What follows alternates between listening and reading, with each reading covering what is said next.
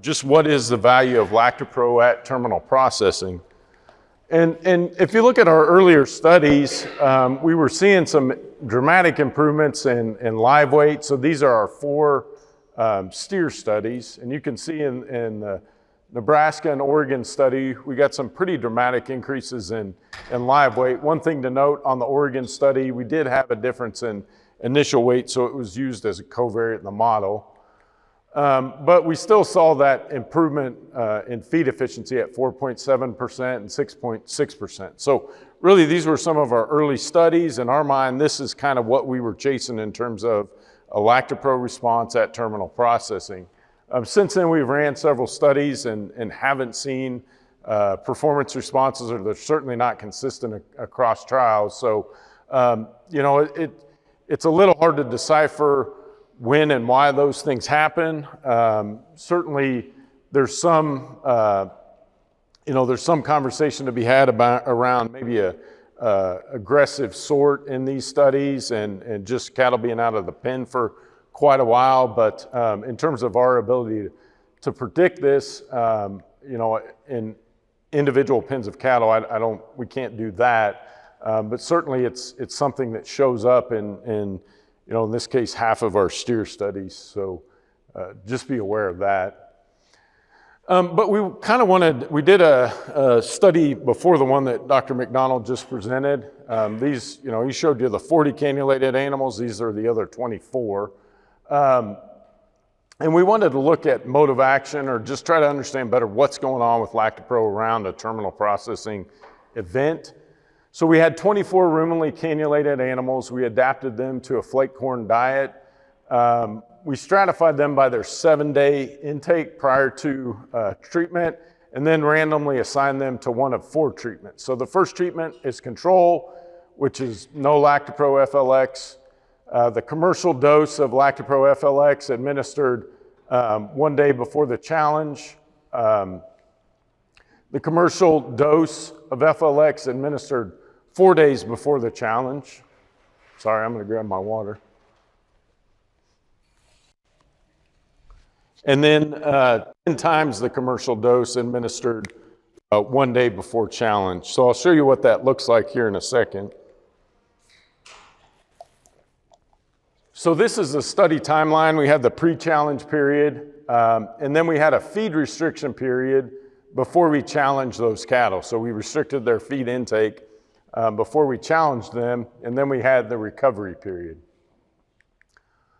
One thing to note in this study, we were also measuring some blood parameters. So we inserted jugular catheters at day -3. That's something that probably going back we wouldn't have done. It seemed to decrease intake whenever we did that. So really probably trying to measure a few too many things in the study. In terms of the challenge model, we kind of wanted to mimic what we think happens whenever we terminally implant or re-implant an animal. So on day -2, we pulled the feed at 7 p.m. just to mimic those cattle not eating overnight. Certainly some cattle eat overnight, but it's not a lot of feed intake.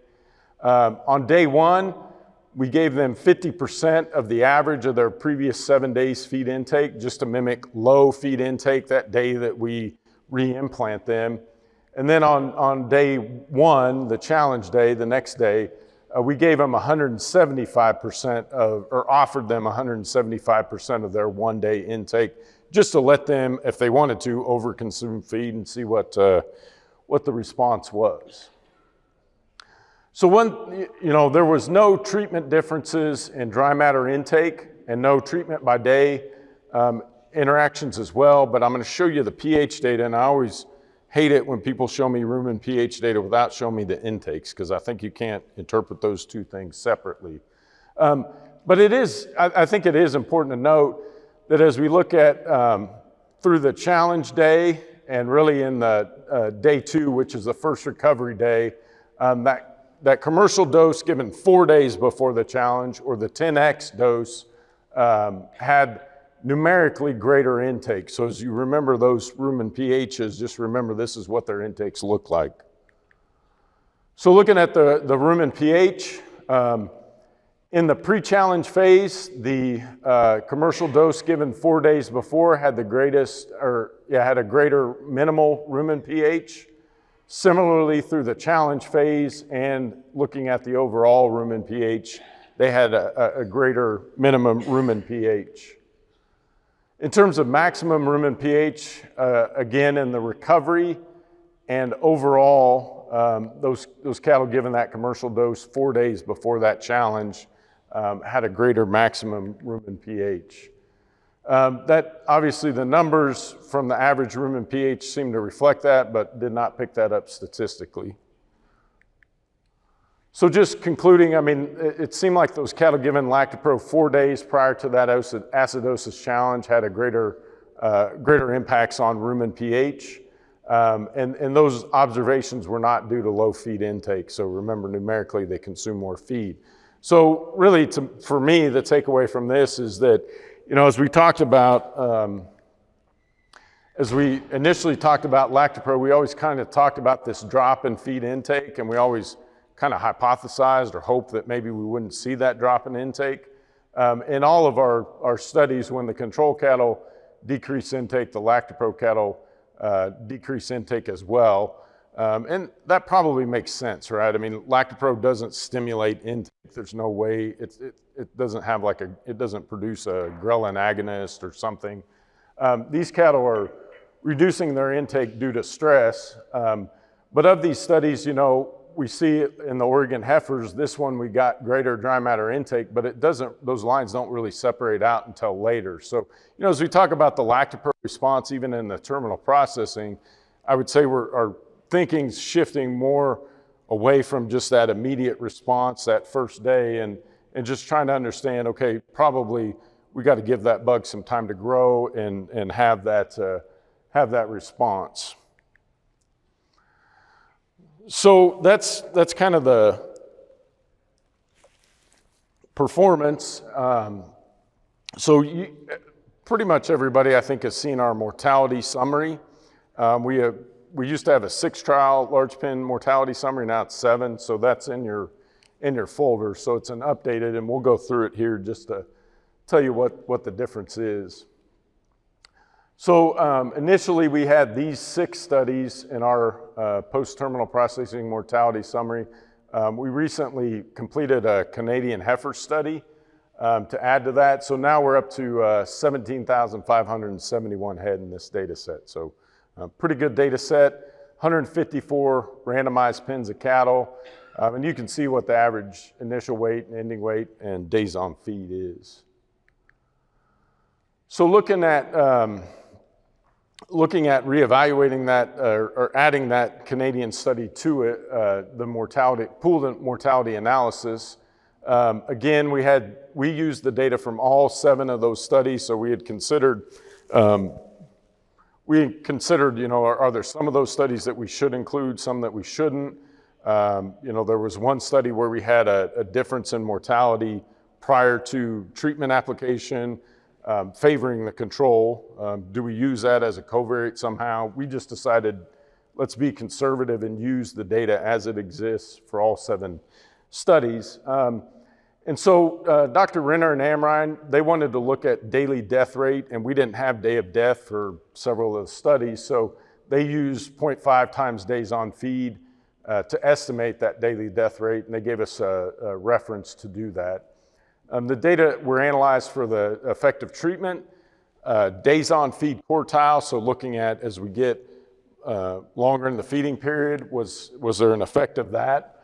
And then treatment by days on feed quartile, is there an interaction? The days on feed quartile and treatment by days on feed quartile were not significant, so they removed them from the final model. And so what we end up with is this difference in group mortality rate, and we express it as per 10 head days. And initially, I think that's a little confusing to people, but once we explain it to them why we did it, I think they get it. So this would be the percent death loss per 10 head days. So if you think about it, if we have a group of 10,000 head and we give them Lactopro, this says we're gonna save 4 more of them every 10 additional days we feed them. right? So it's a difference in death rate. So if we have a 90-day terminal implant window, so we just take that 4 times 9, we get to 36 heads. So in that 10,000 head group for a 90-day terminal implant window, we're gonna save 36 more of them. And so the economics, this is the economics from the sheet on that you have in your folder. Again, we could argue all these prices, but every time I do economics, it's different the next day. So this is what we went with. So we estimated 180 days on feed, reimplant at 90 days, so that's when the Lactopro would be given. Cost of Lactopro, $2.95. So between day 90 and 100, the average would be 135 days on feed for average day of death for those late-term deads. Purchase price, again, you can argue this now, $25 per head processing and medicine. Average dry matter intake at 24 pounds, ration cost $4.25 and yardage at 50 cents. So we just put I did the same thing you did. I did the same thing Lance did, and I don't really know what it was. It's kind of scary. You know, it's $2,040 for a late-term dead. So most people we talk to are somewhere in there, $2,000 for a late-term dead. But if you use that number, we end up at a 2.5 to 1 ROI at 90 days on feed. So really, it's just kind of what you think that late-term dead is worth, or costs maybe. Now, another thing that we've done, and just really it was out of curiosity, we're double counting the deads here. So I'm not trying to tell you that this is the same way to count it's counting the deads again, just in a different way, because we were curious, are we able to look at mortality differences on a deads in performance basis? Is that a more sensitive model for us to look at? Because it's just very difficult to be able to pick up differences in mortality. You can see it took us, 17,500 head to do it. So yeah, this just deads in performance, what ends up on a closeout, tendencies for, improvements in average daily gain and feed efficiency. Just you're keeping those animals alive, you're selling more weight at the end. And so, that's where all that's driven. But just another way to look at the deads data. Certainly understand that I'm double counting here. Sorry, my voice is giving out. I guess I've been talking too much. So let's go through the Canadian heifer study, because it's the newest one. As we went down the road of this terminal processing, really the death loss thing is not something that we had in mind.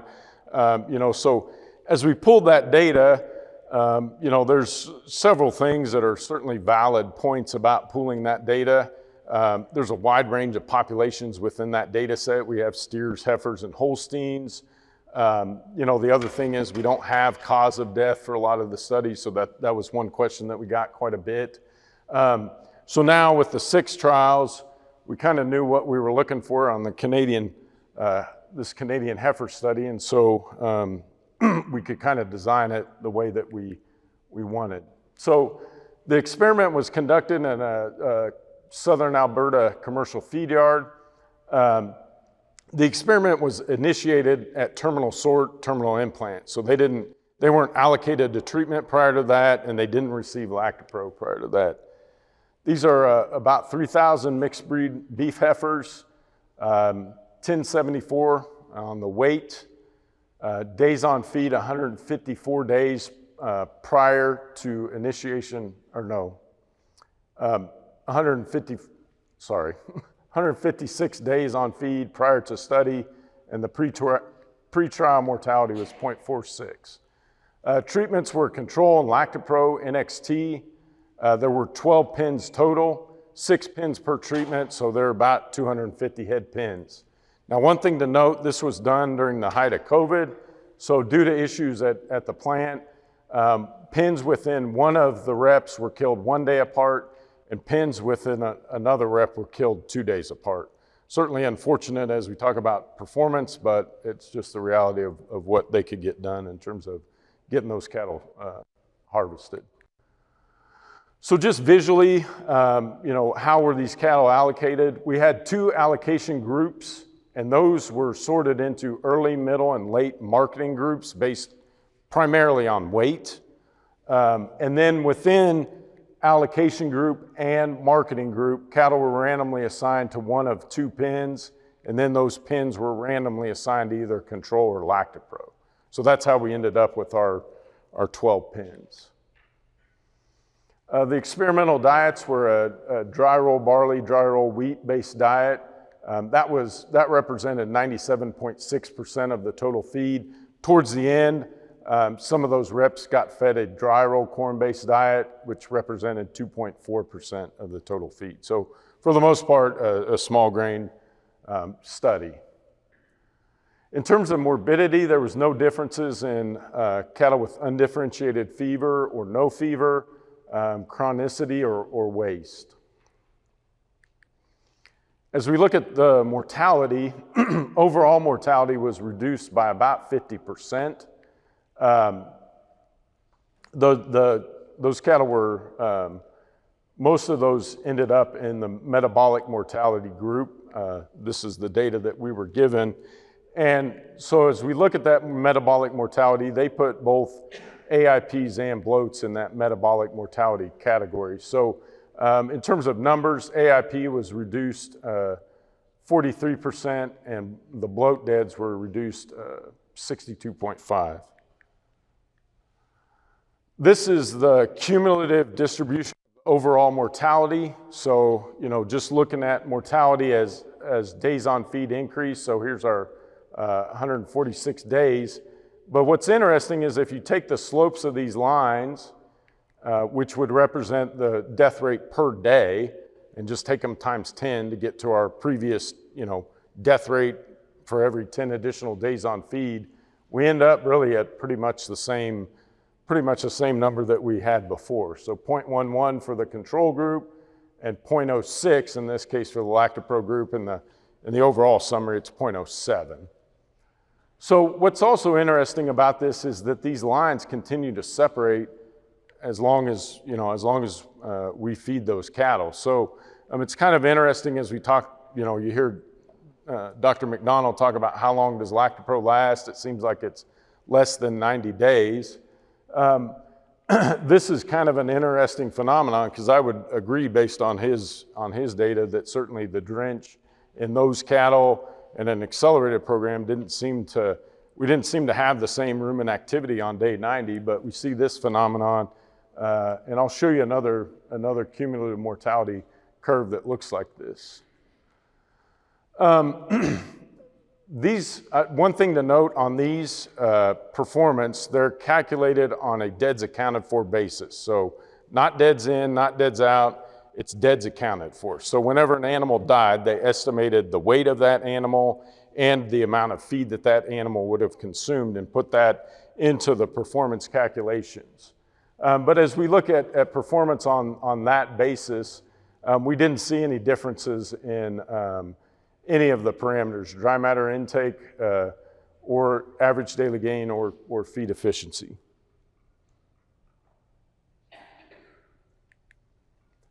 Similarly, on the carcass characteristics, the only thing we saw was maybe a trend for our Lactapro cattle to have more Canadian yield grade 3 carcasses than the controls. Really, it's kind of interesting as we talk about this phenomenon. It's something that shows up a fair amount in our data sets. We oftentimes see in these yield grades, we see that in the Lactapro group, it seems like the cattle kind of shift towards the mean. And the first few times I saw it, I kind of discounted it. I'm not sure it's really worth any, true value. It's just kind of an interesting observation, and you kind of wonder if it's not related somehow to some more consistent feed intake or something like that. So just to summarize, in this study, mortality was decreased by 49% for the cattle inoculated with Lactopro. Metabolic mortality was decreased by 54%. That's where the lion's share of those deaths occurred.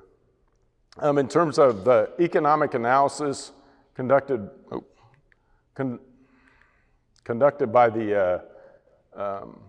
by the researchers, this is in Canadian dollars, $16.40. At that time, it was $12.71 United States. So a little bit longer fed cattle.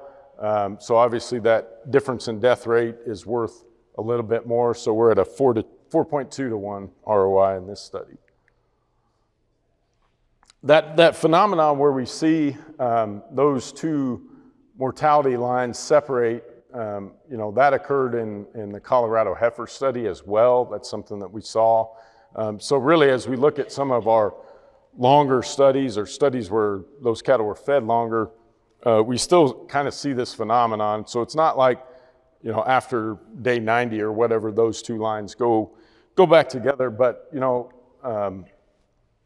certainly that could be indicative of us helping those cattle through some acidotic event early on and them being able to just manage it later. But one thing that last year at last year's Feedlot Forum that I talked with Dr. Greg Penner about was really just this, this phenomenon of we feed Lactopro, we usually see increased butyrate and we stimulate papillae growth, but I guess in my mind, I really thought those cattle on finished feed, that probably wasn't important because those cattle are eating a hot ration. There's a lot of VFA production in that rumen, so we're probably not going to stimulate papillae growth. But he came back at me and he said, well, think about the marginal cattle. Are they consuming enough feed to maximize papillae growth? Maybe not, right? Or what if they had some damage, and even if we're able to stimulate some papillae growth, it may be the difference, between those cattle living and dying. So again, on our list of things that we need to do is just look at how do we develop a rumenitis model, and then look at rumen absorptive capacity when we give Lactopro in that sort of model. So just trying to explain what is the phenomena here that explains those mortality curves continuing to separate.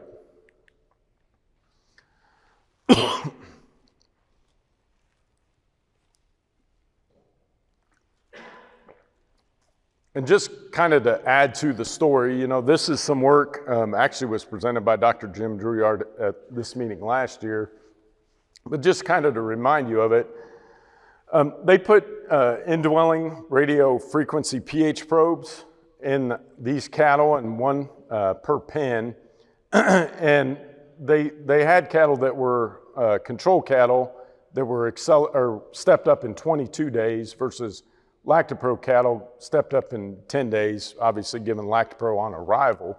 But what's interesting from this study is he pulled out the lowest daily rumen pH for those treatments recorded over that 145-day finishing period. So this is the animal at the lowest rumen pH in that treatment. And you can just see through time what happens to the control cattle and what happens to the megaspheric cattle. So, certainly as we talk about absorptive surface area and those kind of things in the rumen, I think, this is certainly something that's interesting to consider. So take home points for terminal processing. Looking at the pooled mortality analysis, mortality rate was decreased by 36% for the Lactopro cattle. That ROI, obviously, it's a rate, so it's going to be dependent upon baseline mortality and how many days we feed them post-terminal processing. But if we look at it on a 90-day terminal implant window, that ROI is going to be somewhere around 2.5 to 1. Certainly, there's insurance against, I would call it acidosis-related post-terminal processing performance losses. We've seen that in a couple of our studies. But again, it's certainly not something that we can predict and not something that happened in every study. And so that's kind of a research update on the terminal processing. Now we're shifting. I showed you this University of Kentucky study last year. It's in the Holstein Angus crossbred calves. We got a little bit more data back, so I just want to share it with you. So just to remind you what this is, these Holstein Angus calves were about 100 pounds coming in. They averaged 8 days of age at the initiation of the experiment. It was a 76-day trial. The treatments were control, which was no Lactopro, or Lactopro FLX administered on day 15 of the study, which represented 23 days of age, or Lactopro FLX administered on day 15 of the study and day 39 of the study, which represented 23 and 47 days of age. These calves were allowed an ad libitum access to water and a pelletized calf starter, and then milk replacer was fed in 2 equal meals daily. So the pre-weaning period is day 1 through 41 of the study. They were given 7.5 liters per day of milk. The weaning period is day 42 through 46. They were given 3.5 liters of milk, and then post-weaning, obviously they weren't given any milk. And so you saw the performance in these. The calves given Lactopro once had weighed 42 pounds greater. The calves given Lactopro twice weighed 53 pounds greater. So pretty dramatic increase in weight. But what we saw was, looking at rumen weights, the calves given Lactopro on day 15 had a significantly greater rumen weight than the controls. The calves given Lactopro on day 15 and 39 numerically had a greater rumen weight than controls, but statistically it wasn't different from controls. So I think that's just an artifact of the data, because I would struggle to tell you why given calves Lactopro on day 39 would shrink their rumens. So I think it's indicative of a greater rumen weight. And then certainly the livers show the same thing, greater liver weight as well. And so from an organ weight standpoint, obviously, that's going to be driven mostly by just this greater starter dry matter intake. They both consume the same amount of milk. The calves given Lactopro just consume quite a bit more starter. So with that, I'd be happy to entertain any questions.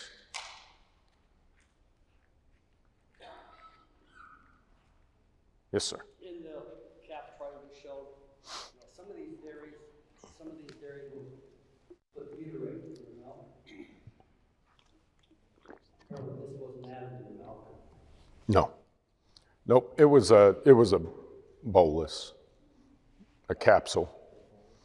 Yep.